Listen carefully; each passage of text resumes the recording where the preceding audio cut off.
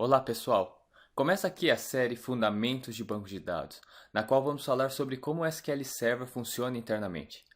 A ideia é apresentar os principais componentes e mostrar como que eles interagem entre si. Essa série ela é especial, é diferente, porque grande parte dela é composta por desenhos feitos à mão. Existem duas arquiteturas de acesso a dados que são muito comuns. A primeira delas é o acesso direto, composta por servidores web, acessando diretamente o banco de dados. Outra forma de acesso muito comum é através de servidores de componentes ou camada middleware, que armazenam as regras de negócio e provêm as informações para os servidores web, que correspondem à camada de apresentação. Assim, nós temos a arquitetura de três camadas: camada web, camada de componente e a camada de dados representado pelo banco de dados. E como que o SQL Server enxerga tudo isso? Na realidade, ele não faz diferenciação entre servidor web, servidor de componentes ou uma estação de trabalho. O SQL Server ele é um servidor e qualquer um pode se conectar nele.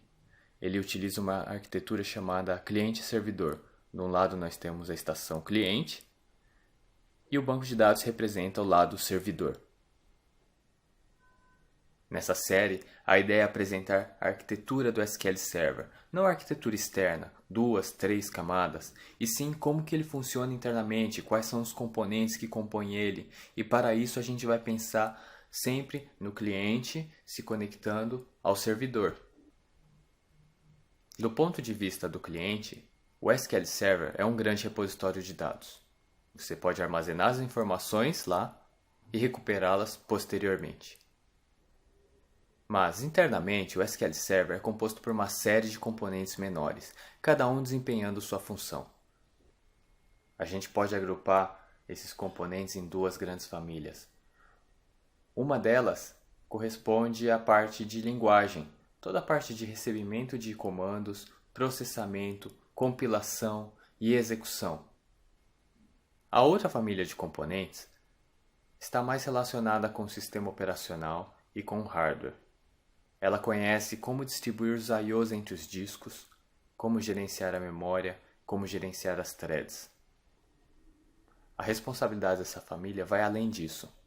Ela conhece as estruturas de dados, desde como que as informações são armazenadas em arquivos, como também como as tabelas são armazenadas dentro do próprio banco de dados. Por fim, nós temos uma família que fica praticamente externa ao SQL Server. Essa família se chama protocolos. Ela é sinônimo de rede. Do lado do SQL Server, ela vive dentro do SQL Server, mas ela também tem uma parte cliente. Por exemplo, os drivers OLDB, driver ODBC, ADONet e mesmo o driver JDBC para o SQL são exemplos de bibliotecas que vivem nessa família.